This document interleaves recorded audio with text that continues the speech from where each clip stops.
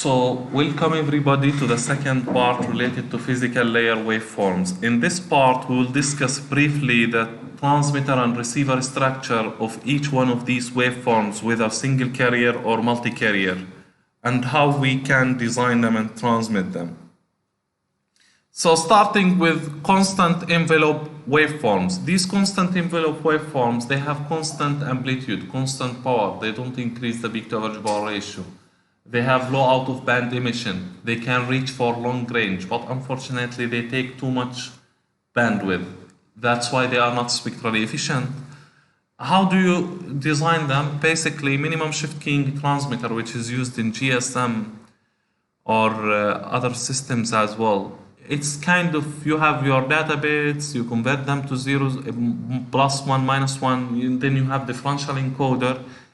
And then you demax them, you take the even one and delay it by TB, multiply it by carrier cosine, then the odd one, you multiply it by carrier cosine, the odd bit, and then another multiplication with different phase, and then you sum and transmit. This, we call it minimum shift keying at the transmitter. At the receiver, you do the opposite. You multiply by cosine with different phase and again by cosine, and then you integrate, this is dot product operation to get your symbol back, and dmax. Basically, the good thing about this, as I told you, very low peak to average power ratio. And this means power efficient, saves your power resources, can cover large range, good side loop, allow asynchronous multiplexing. You don't need to synchronize with the other because this is not sync, and reasonable receiver structure complexity. On the other hand, the main disadvantage is spectral efficiency, if I ask you. Due to this, since spectral efficiency has the largest grade, the highest grade, we don't accept it. Example application, minimum shift keying in Zigbee and Bluetooth and GMSK in GSM. Single carrier QAM. What about single carrier QAM? You remember in the wireless communication course we have bits and then we convert them to QAM symbols. Then we have a spreader or a scrambler, and then you demax them. You have in phase and the quadrature. The in phase, you go take it to pulse shaping to make sure you confine your symbol in bandwidth and in time, and then you multiply it by the carrier, and the same with the Q, and multiply it by the carrier, and you transmit through the channel. And the same you do at the receiver. So basically, it's intuitive, this single carrier QAM, not difficult. Bits, QAM, complex number, and then take the real, the imaginary, multiply it by cosine, the quadrature, multiply it by sine, and sum, and send. The problem with it is the receiver structure is a little bit complex, equalization algorithm complex, doesn't support MIMO easily, limited flexibility in spectral assignment. It's used in UMTS, but it can increase the spectral efficiency a little bit. Higher spectral efficiency than constant envelope. What about single carrier FDE? This is amazing waveform. I like it too much. And the reason I like it, it's low complexity waveform. Why? Because it can support high data rate, and you have your symbols complex, you add CB to them, and then you transmit through the channel. At the receiver, you remove the CB, then you take FFT, although you are not using any FFT at the transmitter or IFFT. You take FFT, you take it to the frequency domain, you do the equalization there, frequency division equalization, then you take IFFT and take it back to time domain, and you get your symbols back. So all the processing at the receiver, the transmitter is simple, the receiver is complex. Where can you use this? In the Internet of Things. The receiver, you want the transmitter, the Internet of Things transmitter symbol. Just take the data, add CB, and send. The base station has power resources, processing resources, because it's big and connected to power, not battery. You can use it there. The main advantage, simple frequency domain equalization. As I told you, this is the main key advantage of this waveform. And it can improve spectral efficiency under multipath fading. You can transmit high data rates. The main disadvantage, there is a degradation in the spectral efficiency due to adding CB. And it also it has kind of high adjacent channel leakage ratio,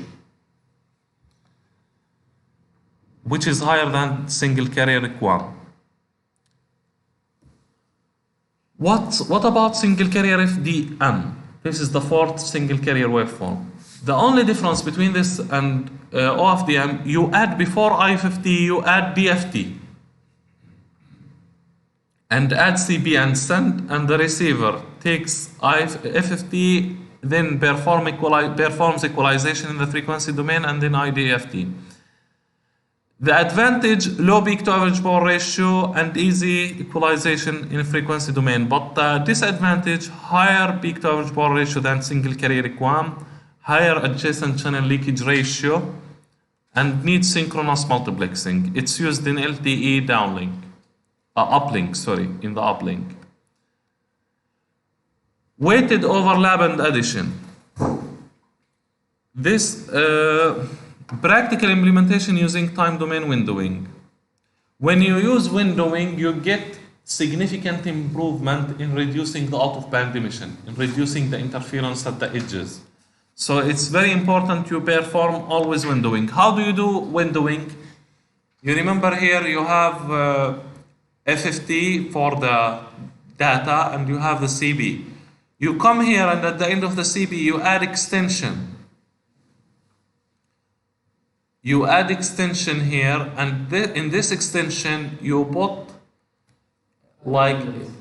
yes, part of a filter like raised cosine that's smooth. It doesn't go sharp transition, it makes the transition smooth, like on a curve. And this smooth transition makes sure that the out-of-band emission is low. This is the overlap extension. You take the first part after the CB from here and add it to the end. And you take this part from the end of the CB and you add it here. We call this left soft edge, right soft edge. And this is overlapped extension. Overlapped extension because it's coming this for example, you add it by yourself and it's coming from the data. And this, at this edge, you take it from here, from the beginning of the data in your OFDM symbol. Here another figure that explains it in a clearer way. You take this edge and put it at this side, this edge and put it at this side. And within this you make the smooth transition.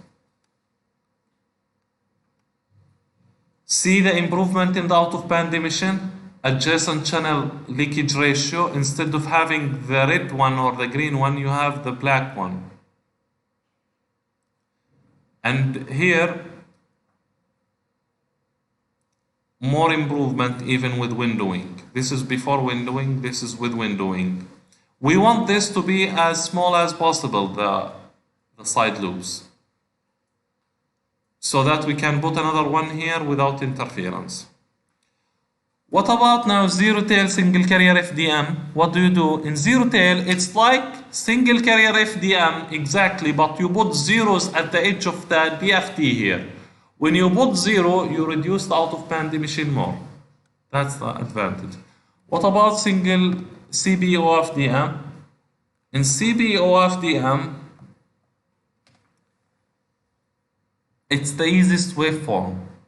Data, I50, add CP, windowing, and send. And you do the opposite at the receiver side. And you know the advantages and disadvantages. We repeated them multiple times. And when you add windowing, you see the improvement in the performance from this black one to green and the blue one.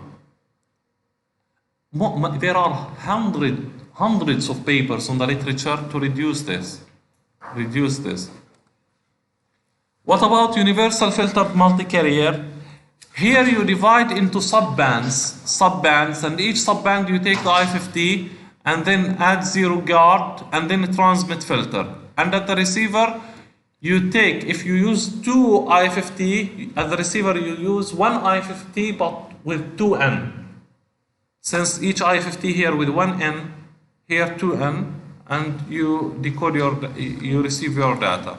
It's a little bit complex because you are using multiple I50s and you have transmit filtering in the RF front end. And this is the performance in terms of out-of-band emission. What about filter bank multi-carrier? Filter bank multi-carrier is really a little bit different, but it's all about complexity and coming up with a different technique. But different doesn't mean always better. I agree, it's different, it's novel, not like OFDM, but it's not better than OFDM. So you must, while you are trying to bring something different, keep in mind, I want different, but I want better. If you are not different, you are not novel. If you are not better, you cannot market. You cannot sell, you cannot implement. So both, you want to satisfy academia in terms of novelty and industry in terms of benefits and advantages. Clear? The goal. Here you take 4N I50, there is oversampling, prototype filter, 4N I50, and you take and send to the receiver, and then at the receiver you have some complex processing to detect your data back.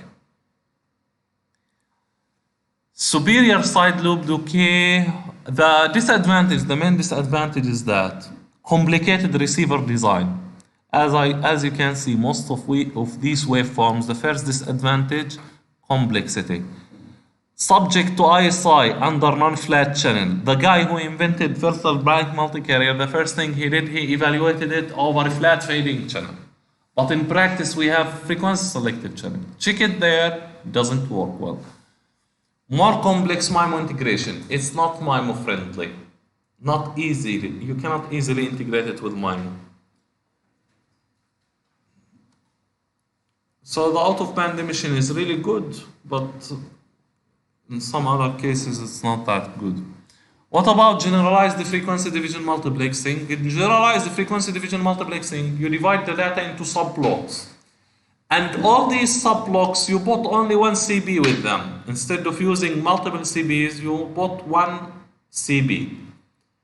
But yes, you improve the spectral efficiency a little bit and improve the out-of-band emission. But the problem, the complexity is increased significantly, and you need specialized designed receiver to handle ISI, ICI, and higher block, and causes latency because heavy processing always causes latency. So we want to avoid it, and require large guard band. And this is the out-of-band emission of generalized frequency, which is the same as CB with WOLA, and complexity is higher. And this curve shows comparison in terms of peak to average power ratio. You have in the x-axis peak to average power ratio in dB, the value, and in the y-axis the CDF, the probability. What's the probability that the peak to average power ratio is greater than 5 for the green?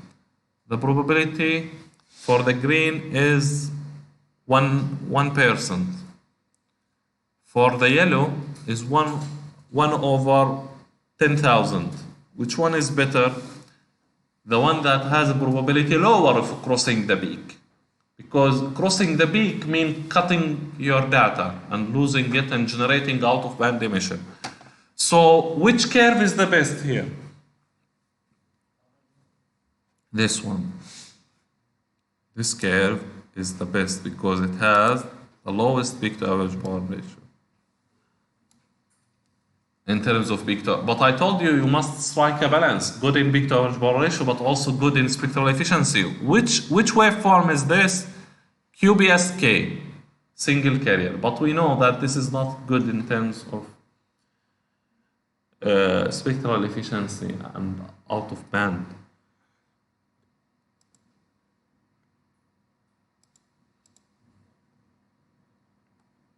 What about multiple access scheme? We know FDMA, you divide the bandwidth into different users, and you assign each band to a user. In TDMA, you divide time and you assign each time slot to a user. FDM with TDM, you divide time and the frequency, and you can assign any frequency with any time to any user. In the future, what's the point? Why we are not happy with this multiplexing technique? Because in the future, we will have millions of devices, Internet of Things devices connected with the network. And since the number is huge, sometimes if all these devices want to communicate with the network simultaneously, you might not have enough resources to serve them. In this case, what you are running out of resources, what can you do? But they want to access the network. You need to come up with other multiplexing schemes that can solve this problem. Example of that, RSMA, SMA, MUSA, NOMA, non-orthogonal multiple access. In these techniques, basically, you let the users interfere with each other. You say, okay, I'm gonna allow two users to communicate on the same resource, but one far, one near. The near, I can detect it easily. The far, by the time the near user signal reaches the far user signal, it becomes low. And by doing so, you can serve more users. We call it. What is the OFDM? OFDM-A is basically FDM with TDM, but overlapping with each other. OFDM. So this is the third. It's basically the third. You can consider it the third. But there is GSM also using FDMA with TDMA. But the problem GSM uses without using carriers overlapping with each other. In OFDM, we have carriers overlapping, as we said in the previous lecture. So you know the motivation here, why we are going towards that. And basically, single carrier RSMA, in this case, you have interleaver, spreader, add CB for multi-carrier. It has the same structure as OFDM, but the key characteristics are as follows. Spread user signal across time or frequency resources, and use lower rate channel coding to spread signal across time frequency. User signal can be recovered simultaneously even in the presence of mutual interference. That's the beauty of it. RSMA is more robust. Coding gain provides EP in-node efficiency compared with orthogonal spreading. More powerful codes can be used. Sparse code multiple access. Sparse code, think of it like CDMA, but the codes, they have zeros. Since they have zeros, they have this sparsity nature. They are not orthogonal, but you can correlate. They are uncorrelated somehow, and they cause little interference to each other, but you can multiplex multiple users on the same resource. So you can use them for Internet of Things devices. This sparse code multiple access was proposed by Huawei, I think, and Bosch, and they expect to be good for Internet of Things devices, especially massive machine type communication. So with this, we stop here and conclude our lecture, and we continue in next lecture. Thank you very much for your attention.